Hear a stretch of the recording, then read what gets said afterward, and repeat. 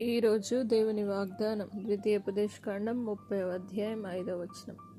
నీకు మేలు చేసి నీ పితరుల కంటే నిన్ను విస్తరింపచేయును.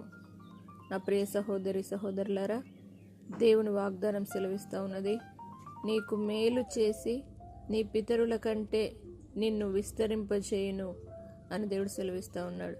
నా వాగ్దానం గొప్పది కనుక పితరుల కంటే ఎక్కువగా మిమ్మల్ని విస్తరింపజేసి మీకు మేలు చేత నింపి దేవుడు మీ జీవితంలో అనేక అద్భుత కార్యాలు జరిగిస్తానని వాగ్దానం చేస్తున్న దేవుడు మీతో ఉన్నాడు కనుక పితరుల కంటే ఎక్కువగా మిమ్మల్ని విస్తరింపజేసి మీకున్న దాన్ని దేవుడు ఆశీర్వదించి మీ జీవితంలో ఇంకా అనేక మేళ్ల చేత నింపి ఆశీర్వదించి కాపాడునుగాక. ప్రార్థన. పరిశుద్ధుడా, నమ్మదగిన దేవా, మీకు మేలు చేయుదునని నీ వాగ్దానం సెలవిచ్చిన విధంగా ప్రతి ఒక్కరికి మేలు చేయండి నాయన. ప్రతి ఒక్కరి జీవితంలో మేలు జరిగించండి. వారి పితరుల కంటే ఎక్కువగా వారిని ఆశీర్వదించి వారికి ఉన్న దాన్ని ఆశీర్వదించండి. సమస్తమును దీవించండి.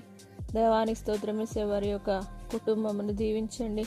దేవాని సన్నిధిని వారితో ఉంచి వారిని ఆశీర్వాదం కారకులుగా ఉంచి బలపరిచి నీ కృపలో భద్రపరచమని యేసు పరిశుద్ధ నామమును బట్టి అడిగి వేడుకుంటున్నాము తండ్రి. ఆమేన్. దేవుడు మిమ్మను ఆశీర్వదించునుగాక.